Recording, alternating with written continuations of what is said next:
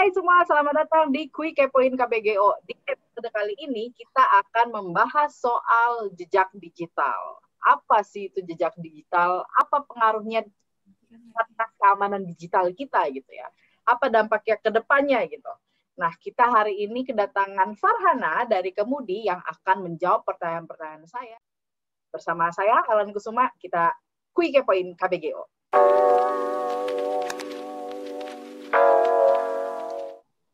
Hai Fani, selamat datang di Kui Kepoin KBGO. Apa kabar? Halo Ellen, kabar baik. Apa kabar?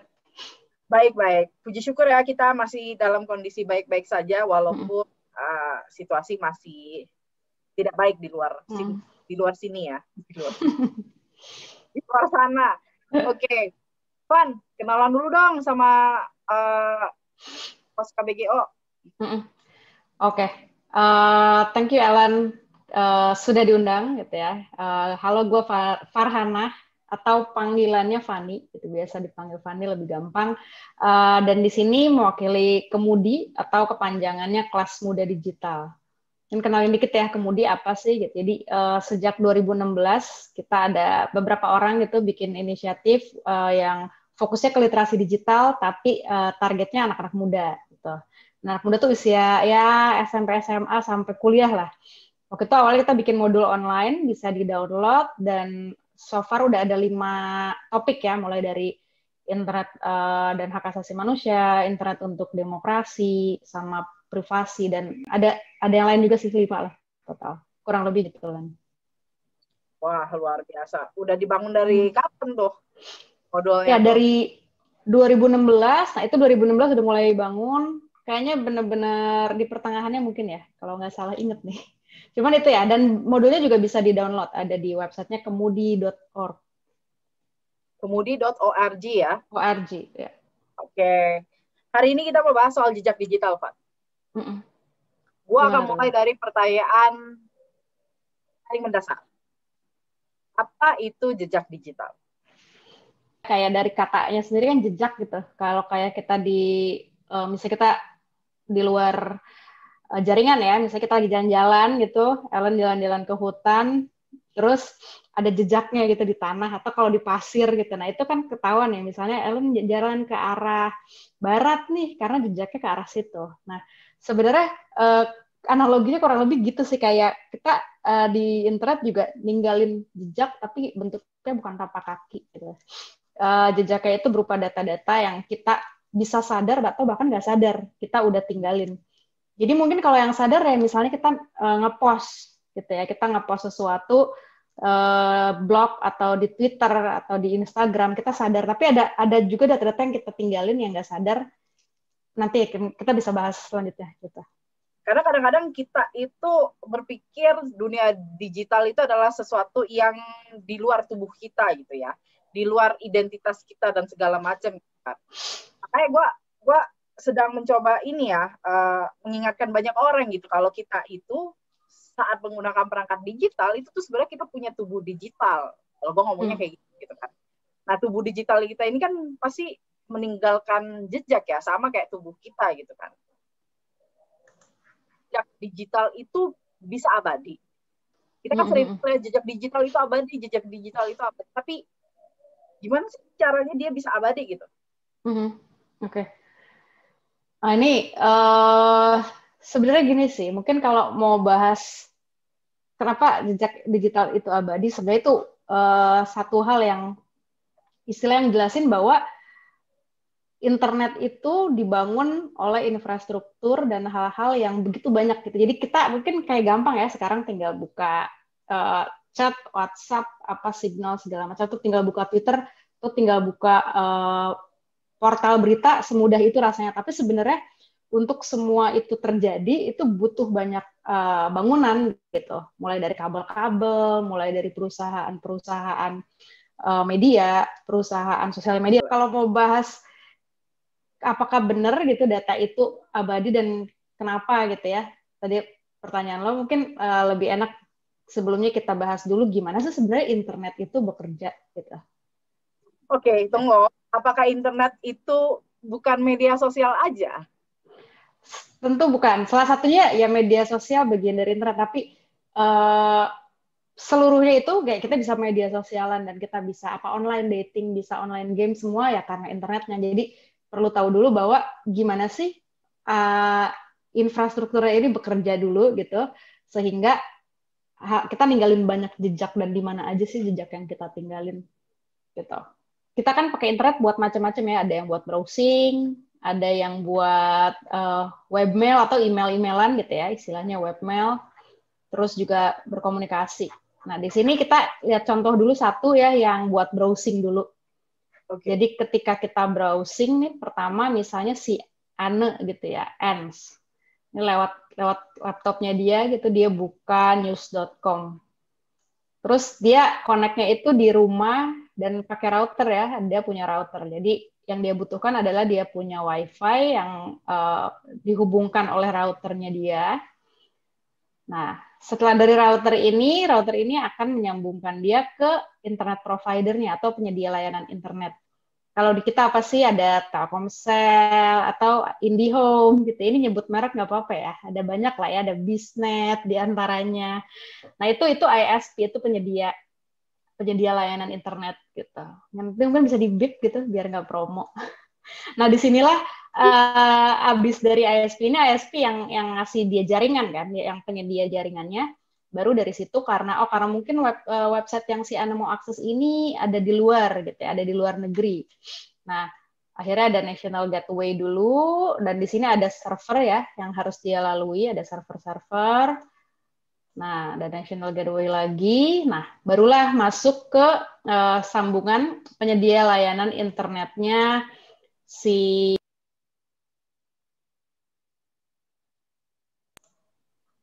news.com gitu ya. Nah, ini di sini nanti dia terhubung barulah ke websitenya. Jadi bayangin ini jalurnya panjang ya. Cuma mau buka satu website, tapi ya mungkin cepat gitu rasanya, tinggal klik, nggak sampai 5 detik udah kebuka. Tapi sebenarnya lalu lintasnya banyak gitu, infrastrukturnya yang dilewatin banyak. Nah, jadi bayangin berarti jejak yang kita tinggalin gitu. Kalau ini kayak dia lagi jalan, jejak yang kita tinggalin data-data semua dilewati pakai jalur ini. Panjang gitu ya. Semua banyak orang yang bisa tahu. Dan belum lagi kalau misalnya kita masukin password atau ada aktivitas-aktivitas lain, dan itu misalnya nggak HTTPS ya, nanti itu bisa kita jelasin di yang berikutnya. Terus mungkin mau jelasin dikit lagi Len, soal kalau ini mungkin yang paling relate nih ya sama teman-teman, handphone. Nah gitu, kalau kita pakai handphone, aktivitasnya kan banyak ya, bisa chatting, bisa browsing, bisa SMS-an atau teleponan yang GSM, yang bukan pakai internet, pakai SIM card gitu. Atau ada juga bisa pakai WiFi, ada yang Bluetooth doang, ada NFC. Nah ini juga sama, banyak bangunan yang dilewati dulu gitu ya, infrastrukturnya. Kalau mobile nih cell tower ya, dia bentuknya tuh sutet, ya. Bentuknya cell tower gitu. Terus ke telco-nya tadi ya, kita banyak ya di sini pilihan-pilihannya. Terus juga barulah ke misalnya WhatsApp, dia chatnya pakai WhatsApp atau pakai Facebook atau pakai Signal lah, masuk dulu ke sini, balik lagi deh ke ini mobile yang lawan chatting kita ya, lawan obrol kita. Jadi kayak gitu. Jadi bayangin gitu, apapun aktivitasnya, mau chat, browsing, teleponan, akan selalu ada jejak yang kita tinggalin. Saking cepatnya dia terhubung gitu kan ya, kita tuh nggak ngebayangin bahwa oke, datanya harus melewati sekian banyak hal gitu kan ya. Tapi ternyata banyak banget ya perjalanannya gitu loh, perjalanan datanya dalam waktu sepersekian detik. Terus apa saja sih sebenarnya yang apa saja sih yang harus melewati itu gitu? Apakah nomor handphone, kalau misalnya lagi chattingan gitu, nomor handphone atau ada jejak lain? Oke.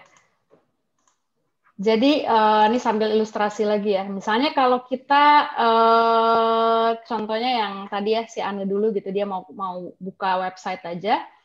Pertama dia misalnya buka dia buka news.com gitu. Nah itu yang terekam udah pasti dari mana dia buka. Dan itu terekam karena dia kan pakai ISP ya, pakai penyedia layanan gitu. Misalnya tel bla bla bla gitu. Nah, terus si layanan ini udah pasti terekam gitu sama si website yang dia buka. Oh, dia pakai layanan ini. Berarti ada posisinya di Jakarta. Jakarta mana nih? Jakarta Barat gitu misalnya. Jakarta Timur. Nah, itu bisa tahu gitu si orang yang jauh ini gitu yang mungkin dia juga beda lokasi geografis, dia bisa tahu, oh, Ane dari Depok, oh, dari Lombok, misalnya gitu. Nah, itu gara-gara ini. Dan lokasi gitu. Itu paling nggak itu satu dulu, lokasi.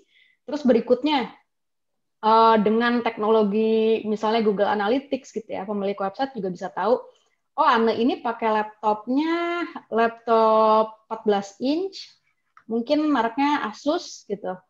Terus dia pakai, bahkan browsernya bisa direkam juga pakai Chrome atau pakai Firefox kayak gitu. Nah, itu semua terekam. Seenggaknya itu. Jadi ada data-data apa aja sih ya, diantaranya itu data perangkat yang tadi ya. Dia pakai Asus atau dia pakai apa. Kalau dia pakai handphone, bukannya handphonenya juga bisa dicek gitu. Oh, ini handphonenya Android versi sekian. Samsung yang mana. Gitu. Terus kalau misalnya si Anan naro info ya, misalnya dia login gitu. Dia login terus dia punya profile di website tersebut, otomatis info-info itu juga kesimpan. Terus dia buka misalnya riwayat gitu ya. Kalau riwayat itu tersimpannya memang di dua hal gitu, bisa di server pemilik website portal tadi gitu ya, atau di laptopnya Anda juga kesimpan. Jadi bahkan datanya tuh nggak cuma tersimpan di satu doang, kalau untuk riwayat juga tersimpan di perangkatnya Anda. Gitu. Setidaknya itu sih, Len. Rumit ya. Iya. Secara teknis gue nangkep apa yang dijelasin gitu kan. Tapi ada hal-hal yang misalnya, oke, berarti misalnya sih tadi ya Anda dan news.com gitu ya. Jadi si news.com ini bisa jadi menyimpan informasi terkait dengan, oh, ada seseorang yang mengakses website saya dan menggunakan laptop bermerek A gitu ya. Dan di laptop bermerek A itu, waktu dia browsing news.com, dia menggunakan misalnya browser Chrome. Terus dia mengklik apa saja setelah membuka news.com dan segala macam, itu bisa ketahuan. Iya, bisa ketahuan ya. Oke. Dengan teknologi tadi ya, kan udah ada analytics gitu ya. Jadi infrastrukturnya udah sebanyak itu. Itu adalah bagian dari jejak digital kita kan. Tapi apakah itu harmful? Apakah itu membawa bahaya buat kita? Ya. Makanya itu kan kalau dia tahu perangkat saya apa gitu, misalnya perangkat gue apa untuk mengakses news.com gitu kan, dari standpoint orang biasa mungkin ya udah sih. Ya. Gitu. Terus kenapa? Emang dia tahu nama kita, emang dia tahu dia tahu lokasi kita, emang dia tahu alamat alamat apa lengkapnya, kan enggak gitu ya, harusnya enggak ada masalah dong. Jadi sebenarnya bikin masalah dari jejak digital itu apa? Iya. Jadi sebenarnya gini, tadi kan beberapa data yang tersimpan ya, dan di antaranya aja. Nah, ada juga misalnya data-data lain nih, Len. Email gitu ya, password-nya. Atau kalau kita belanja di website tersebut, kita pakai kartu kredit atau pakai metode pembayaran lain yang kita simpan di situ, itu juga tersimpan dan direkam misalnya gitu. Nah, kerugiannya apa gitu? Kalau nggak ada apa-apa sih mungkin kita nggak ngerasa rugi ya. Cuman kalau misalnya website tersebut kena data breach atau kebocoran data, nah dan data-data kita itu disimpan di websitenya, disitulah sebenarnya jadi ancaman gitu. Mungkin gue akan share juga si ini ya, Have I Been Pwned? Boleh. Oke, jadi kita akan simulasi dikit gitu. Emang apa ruginya gitu ya kalau data kita memang terekam gitu. Nah, ini satu website namanya haveibeenpwned.com. Tulisannya kira-kira gini ya.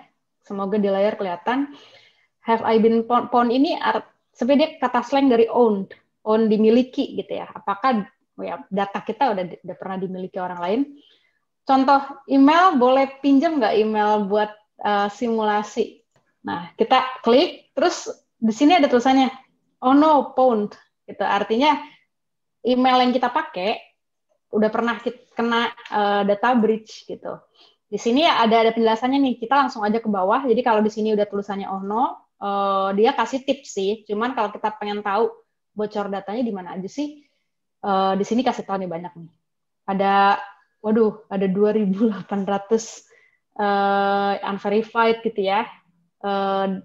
Terus di sini ada Bitly, mungkin yang familiar ya, ada Bukalapak. Bukalapak emang Maret 2019 kena data breach, dan di sini karena email ini, jadi email ini kan kita pakai buat register ya, buat daftar layanan, berbagai layanan di internet gitu, dari mulai online shop, Canva ya mungkin buat kerja atau buat bikin desain, terus ada Discuss gitu ya, Discuss, Jobstreet gitu, Kelas FM, LinkedIn, nah banyak kerjaan nih, Mashable. Nah, ini website-website yang di sini adalah berarti yang email tadi register dia pakai, nah dan pernah kena data breach. Artinya apa? Misalnya contoh aja di Tokopedia tahun lalu ya, pas pandemik nih, pernah kena data breach, dan email yang tadi kita cek, dia dipakai nih di Tokopedia. Data yang terkompromi apa aja? Di sini dikasih tahu data lahir. Nah, tahun lahir ini kan sangat private ya. Terus ada email, gender, nama, password.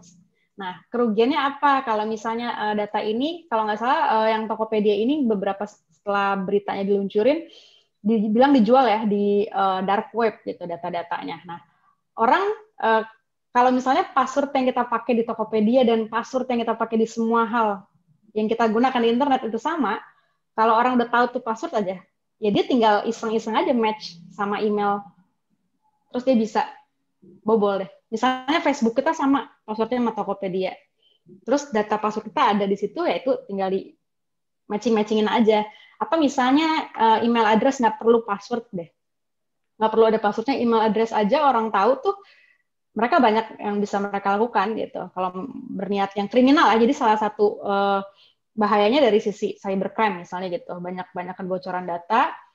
Terus akibat lainnya lagi, misalnya ya kalau ada orang target ya, nargetin kita gitu, misalnya ke dalam hubungan pasangan misalnya gitu, atau ada orang yang dendam gitu ya, yang kayak personal gitu.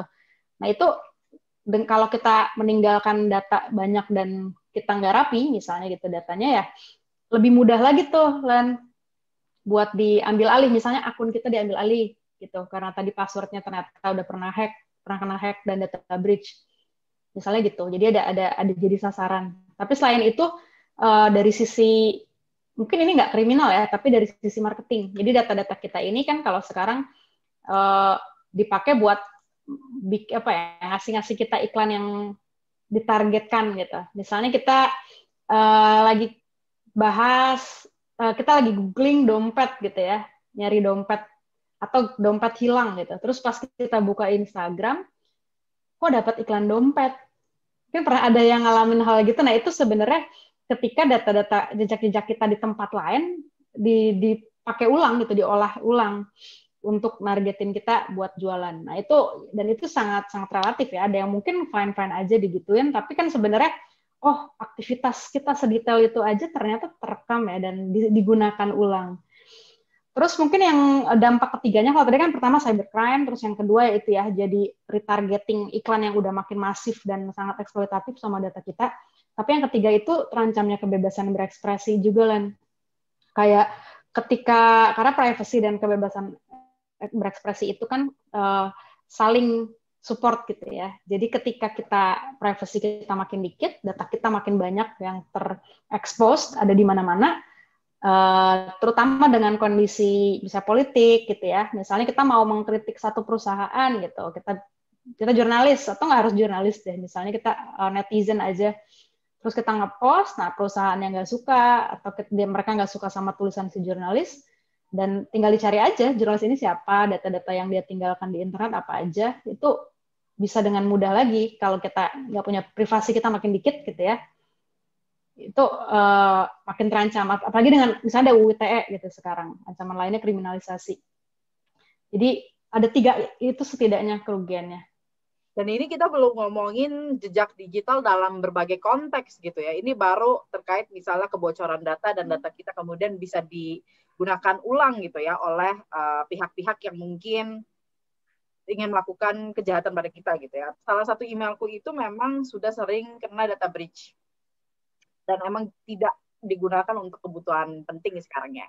Jadi dia tetap kubiarkan ada untuk misalnya ya kalau butuh daftar ke website-website yang aku cuma pengen ngintip gitu ya, ini website ini apaan sih sebenarnya, ngapain gitu kan, ya udah aku pakai email yang emang sudah sering kena data breach itu gitu, daripada pakai email baru gitu kan. Atau aku pakai disposable email gitu ya, email sekali pakai tinggal buang gitu, tidak pernah diakses lagi. Nah, tapi aku pernah menemukan di emailku yang sering kena data breach itu sebuah ancaman.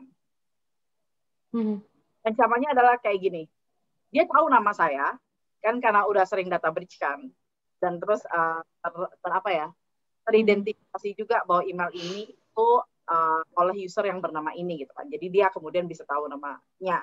Terus bilang, halo Ellen gitu kan, terus dia menulis di bawahnya kayak gue tahu lo adalah users dari website porno, which gue yang kayak gue kayak nggak pernah bikin akun gitu kan.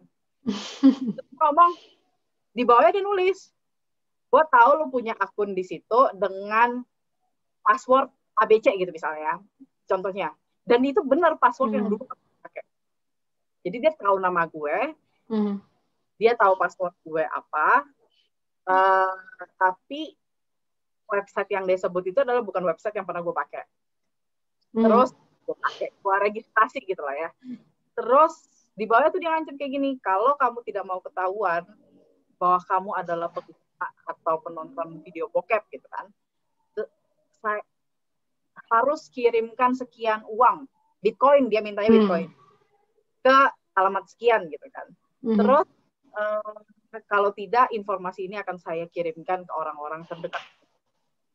Nah, maksudnya karena gue adalah orang yang paham isu digital gitu kan, jadi gue tahu, oke, ini gue sedang mengalami phishing, ya kan, bahwa dia menggunakan data gue yang sudah beredar, terus digunakan untuk mengancam gue untuk profit gain gitu ya, mendapatkan profit dari penipuan itu. Tapi bayangkan, gue sih ngebayangin ya, kalau gue bukanlah satu-satunya orang yang mendapatkan email kayak gitu. Ada orang-orang lain yang mungkin merasa ada orang yang tahu nama gue dan bahwa gue adalah pengguna website bla bla bla gitu kan, yang mungkin nggak mau ketahuan karena aib dan segala macam gitu, atau takut dijudge secara moral gitu kan, karena ada ancaman kan bahwa informasi ini bisa disebar ke orang-orang terdekat kita gitu kan, yang kalau dipikir baik-baik emang bisa dia dapat informasi itu kalau kita beberkan gitu kan ya. Tapi kan kita suka nggak kepikiran ya, jejak digital kita itu adanya sejak kapan gitu. Gue aja pengguna internet itu sejak 2000-an awal kan. Berarti sampai 2021 at least sudah 21 tahun gue punya jejak. Ya kapan? Udah berapa itu kalau dijadiin CD atau DVD udah berapa DVD itu data lo doang dari 21 tahun. Ya. Kalau disket lebih banyak lagi ya. Itu kalau jadiin flash disk tuh berapa flash disk tuh? Berapa truk saking banyaknya. Ya? Saking banyaknya ya. Ya betul, nah tadi tuh Len, jadi data itu dijadiin data phishing gitu, dijadiin bahan phishing gitu, data-data kita yang bocor. Nah mungkin lo bisa jelasin dikit Kak, phishing itu apa? Phishing itu kan fish gitu ya, mancing gitu sebenarnya, jadi dia cuman tulisannya dia PH gitu, bukan pakai F gitu. Si phishing ini sebenarnya metode metode kayak nipu lah gitu sebenarnya, atau istilah payungnya lagi ada namanya social engineering gitu. Social engineering itu ketika orang mengkondisikan satu situasi gitu ya, dia mengeksploitasi data yang mereka udah tahu gitu tentang seseorang di target, dan demi untuk mendapatkan hal lain gitu. Jadi secara psikologis gitu, itu jadi nggak cuma masalah teknis gitu kalau ngomongin phishing, tapi juga psikologis. Karena apa tadi, kayak lo ini ya, ada unsur kagetnya dong pertama. Panik dulu, shit, kok dia tahu nama gue? Kok dia tahu password gue dan itu bener pernah dipakai gitu. Terus berikutnya, tapi yang bikin takut lagi, wah ada data, gue mau ngakses website ini gitu, hal yang memalukan. Jadi psikologis kita dieksploitasi, dan kalau kita panik, nggak berpikir jernih, kalau lo kan tadi jernih ya, kayak, enggak kok gue nggak pakai website ini gitu, gue pakai yang lain, website pornonya gitu ya. Terus oke, lo tahu ini penipuan gitu, tapi kan kalau enggak gitu, misalnya dia ngasih link aja, nggak harus kan kalau itu dia minta Bitcoin ya, kirim gitu. Kalau misalnya panik, oh ya udah gue kirim misalnya gitu. Atau misalnya ada juga yang bentuknya phishing tuh dia ngasih link, terus kita klik, nah ternyata sering banget gitu kalau ketika kita klik link, terus dia minta kita masukin password, misalnya gitu. Ketika kita masukin password, berarti kita ngasih satu lagi, kita ngasih data pribadi kita lagi gitu, kita ngasih kredensial gitu. Atau kadang-kadang link itu juga bisa aja nggak perlu kita nggak masukin password atau apa, dia menginstal virus misalnya. Virus itu nanti bentuknya jadi malware gitu. Jadi salah satunya bisa bentuknya virus, malwarenya bisa apa ya, bisa spyware, bisa stalkerware, banyak lah gitu. Atau cuma ngerusak, ngeganggu aja. Itu yang umum yang lewat email. Tapi makin ke sini si phishing ini nggak cuma lewat email kan. Jadi udah macam-macam nih karena metode komunikasi kita udah mencar-mencar ya, di WhatsApp ada, di IG, di SMS. Nah, phishing pun ikutan, dia masuk lewat SMS. Jadi kalau sering dapat nih SMS, lo menangkan, Anda pemenang nasabah BNI, cek hadiahnya di misalnya bni.blogspot.com. Itu udah mencurigakan kan sebenarnya, lah ngapain bank tapi pakai blogspot. Nah, itu bentuk-bentuk phishing yang makin ke sini udah makin beragam banget. Ada juga sebenarnya phishing lewat telepon, itu bisa phishing juga. Intinya nipu sih gitu. Iya, jadi banyak ya. Maksudnya ini beberapa contoh yang kita sebutkan terkait dengan ketika jejak digital kita bocor kemana-mana gitu ya, atau bisa diakses oleh orang lain yang kita bahkan nggak tahu siapa, atau misalnya institusi apa gitu kan, dan kita juga nggak tahu tujuan mereka segala macam gitu ya. Ada contoh lain nggak Kak terkait dengan jejak digital? Kan tadi kita ngomongin masih terkait dengan email itu adalah jejak digital kita gitu kan. Ketika kita registrasi maka si akan memiliki email kita, mungkin juga memiliki info terkait perangkat yang kita gunakan gitu ya, gawai yang kita gunakan, entah laptop, entah handphone gitu kan. Bahkan bisa lebih detail lagi kan, bisa mereknya, bisa OS-nya, apa operating systemnya gitu kan. Ada nggak contoh lain? Gimana dengan foto? Apakah foto kita itu adalah bagian dari jejak digital? Ya tentu ya, maksudnya foto ini salah satu jejak digital yang bisa dibilang jejak aktif, artinya biasanya kita sadar kita mengupload, bukan kita tinggalin tanpa kita sadarin. Kayak tadi kan kayak kita nggak sadar misalnya data perangkat kita apa itu diketahui loh sama orang gitu. Nah itu kita mungkin nggak sadar, tapi kalau foto itu salah satu data jejak yang biasanya kita memang mengupload secara sadar ya gitu. Kita upload di mana? Instagram gitu ya, atau di Facebook. Nah itu tentu masuk data. Jadi semua hal yang apa ya, banyak lah gitu dari post data, nggak cuma foto itu tapi video, terus juga interaksi gitu ya, interaksi kita misalnya kita nge-likes apa itu juga data. Misalnya Ellen kalau di Instagram ternyata bukainnya profil-profil kucing, oh dia suka banget kucing nih, ya udah ada iklan-iklan yang berhubungan dengan kucing. Atau kalau misalnya ada orang lain yang ternyata bisa ngambil data itu, terus kalau mau nipu Ellen berikutnya mau ngasih phishing, berhubungan sama kucing aja deh, karena dia suka kucing, itu lebih gampang nih ntar ditipunya. Jadi bisa macam-macam, jadi mau foto, mau video, itu bahkan interaksi kita juga semua itu jejak gitu bentuknya. Makanya kalau misalnya dibilang kayak apa ya, bahkan mesin pencari gitu, misalnya Google, kalau kita sering pakai Google ya, dia bisa jadi dia lebih ngerti kita daripada teman kita yang paling dekat gitu. Karena kita tiap hari nyari dan bisa serandom itu, dan itu semua direkam gitu kalau kita pakai Google dan yang pencari yang memang dia memanfaatkan data-data kita gitu. Jadi data ya, semua aktivitas kita itu semua data sih gitu ya. Dan kenapa akhirnya jadi masalah yang tadi kan balik lagi ya, apakah abadi gitu. Nah sebenarnya kalau ngomongin infrastruktur tadi gitu ya, itu jadi abadi karena ya ini sekarang itu kondisi sekarang internet itu ya dikuasai sama perusahaan-perusahaan besar yang memang model bisnis utamanya adalah pemanfaatan data penggunanya. Kenapa itu jadi abadi? Karena dari kebijakan privasinya mereka aja, ya Facebook, Google gitu, kita udah tahu mereka kaya dari situ gitu. Kita nggak bayar kan pakai Google, kita nggak bayar pakai Facebook, ya kita sebenarnya bayar pakai data. Jadi disitulah akhirnya kebijakan-kebijakan kebijakan mereka ini yang bermasalah gitu lama-lama. Gimana misalnya yang paling parah, contohnya kalau teman-teman mungkin udah pernah nonton The Great Hack di Netflix ya, itu nyeritain gimana algoritma atau data-data pengguna di Facebook ini dipakai sama Cambridge Analytica untuk bikin kampanye yang tertarget untuk Donald Trump. Jadi kasarnya gitu ya, Donald Trump ini salah satunya menang ya karena algoritma di Facebook ini gitu. Ditargetin lah orang-orang ini akan misalnya, oh dia Republikan atau dia interestnya ini kayaknya dia bisa nih jadi benci sama Hillary. Saat itu kan lawannya Hillary ya. Jadi kalau dibilang nggak penting ya, kebalikannya justru bisa sefatal itu. Bayangin 4 tahun ya kalau Amerika. 4 tahun Amerika akhirnya dipimpin sama Donald Trump yang gitu misalnya. Jadi bisa sefatal itu sampai mengubah arah politik satu negara yang sangat powerful gitu di dunia. Itu baru Facebook doang. Nah, kalau kita sudah tahu sebegitu mudahnya ya jejak digital itu tercipta tanpa kita ketahui, dan ternyata sebegitu mudahnya data kita bisa diakses oleh orang gitu ya. Apapun datanya gitu ya, baik data yang sebenarnya mungkin nggak akan signifikan juga gitu ya, bisa mengganggu kehidupan kita, atau justru mungkin data yang cukup sensitif gitu ya, sehingga bisa mengganggu kehidupan kita. Mungkin banyak hal yang kita rasa, kayaknya data nggak penting kok gitu, interaksi gue, likes, kucing, apa segala macam ya, it's okay gitu. Nah, tapi yang jadi masalah sebenarnya data-data ini kan banyak ya, kalau diagregasi gitu ya, disatuin gitu, itu bisa jadi profil yang sangat-sangat kaya dan bisa banyak banget manfaat yang buat kita mungkin kita ngerasa nggak ada gitu, tapi kita nggak pernah tahu gitu itu nanti suatu hari bisa diapain, bisa jadi meneror, buat neror kita, atau bisa kita nggak pernah tahu gitu intinya. Jadi kadang-kadang yang kita ngerasa nggak penting tapi itu akan selalu penting buat orang lain gitu.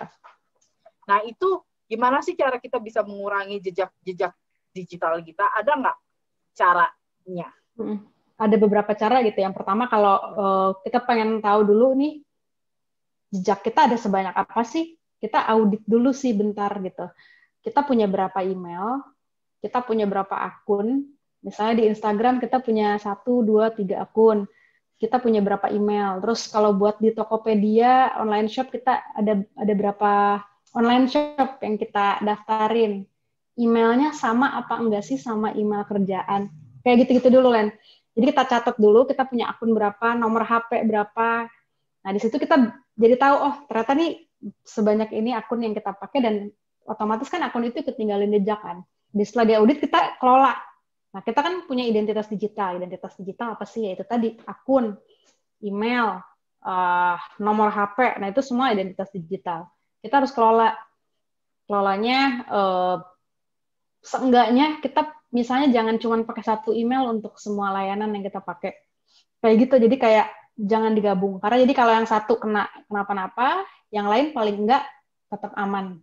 Itu pentingnya pengelolaan identitas digital. Kita bisa juga nih kalau mau lebih rapi lagi, kita pisah-pisahin aja yang online shop mana, yang buat sosmed emailnya yang mana, yang buat. Jadi kalau misalnya ada orang iseng ke kita lewat sosmed, akun-akun kita yang lain aman. Misalnya yang buat banking, online banking kan ada lagi gitu ya. Terus ya itu pisahin aja sesuai kepentingan dan sesanggupnya gitu. Sejauh ini menurut gue pelan-pelan gitu. Tapi paling nggak dipisahin, jangan dicampur aduk, terutama yang sensitif ya, yang kayak online shop, banking, sama kerjaan gitu.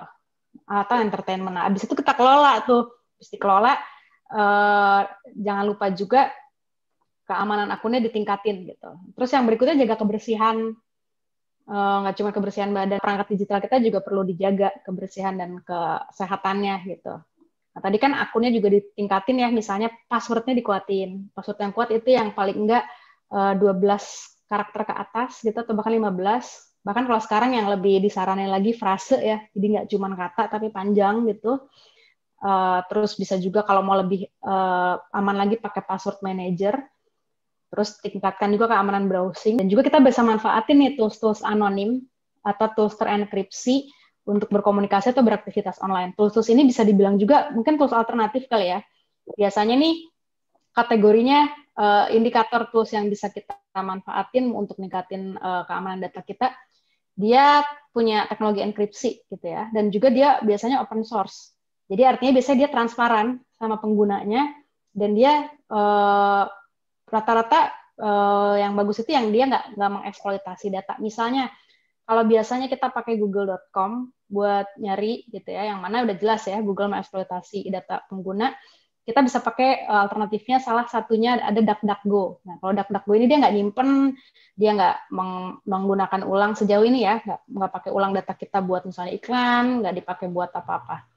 Nah, itu salah satu tools anonim yang bisa kita manfaatin. Tapi banyak ya, bisa juga kalau chat, misalnya selain WhatsApp ya, kemarin mungkin heboh ya WhatsApp soal yang pergantian kebijakannya, banyak yang pindah ke Signal, karena Signal terenkripsi gitu. Dan dia juga open source, jadi terjamin gitu transparansi kodenya segala macam dibanding WhatsApp. Kalau browsing, buka website ya pastiin pakai HTTPS. S ini artinya secure gitu ya. Kalau HTTP ini semua data-data kita kayak data-data metadata ya, data-data kecil, artinya data waktu, data tanggal, halaman apa aja yang kita buka, terus kalau kita login dan password. Nah, semua itu kalau cuman HTTP itu terbuka tuh. Jadi semua yang kita lewati ini bisa lihat datanya. Tapi kalau HTTPS ini semua datanya terlindungi ya, kecuali mungkin waktu dan halaman utama, tapi halaman-halaman lain yang kita buka tuh nggak ketahuan apa. Terus kalau kita login dan password itu juga terlindungi kalau HTTPS. Mengelola identitas satu tubuh digital ini apa sebenarnya yang perlu kita perhatikan gitu? Karena kadang-kadang kita kan lebih memilih yang mudah ya daripada yang ribet gitu kan. Pokoknya ya satu password untuk seluruh media sosial memudahkan. Atau oke lah aku pingin daftar ke website ini dan itu gitu ya, untuk misalnya subscribe koran gitu misalnya. Kan biasa dikasih opsi bisa login dengan menggunakan akun media sosial gitu. Apakah dengan memanfaatkan fitur-fitur yang memudahkan diri gitu, itu bisa membantu kita mengelola lebih baik atau justru tidak lebih baik? Balik lagi sih sebenarnya pasti kalau ngomongin pengelolaan tadi tubuh digital ya istilah lo, menurut gue ya itu selalu berawal dari kita listing, kita mau pakai buat apa aja. Oke, kalau gue jurnalis dan gue menginvestigasi misalnya perusahaan sawit gitu, yang berarti ada thread di situ kan.